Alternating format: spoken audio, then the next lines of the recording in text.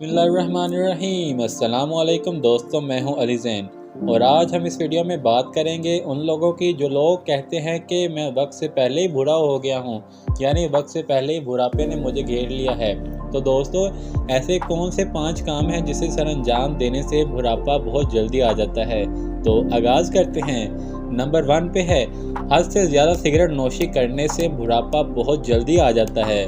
Number 2, रात को देर तक जागने से भी बुढ़ापा बहुत जल्दी आ जाता है। नंबर 3, छोटी छोटी बातों पर सोचने से भी बुढ़ापा बहुत जल्दी आ जाता है। नंबर 4, सेहत बख्श ग़िज़ाएँ का इस्तेमाल ना करने से बुढ़ापा बहुत जल्दी आ जाता है।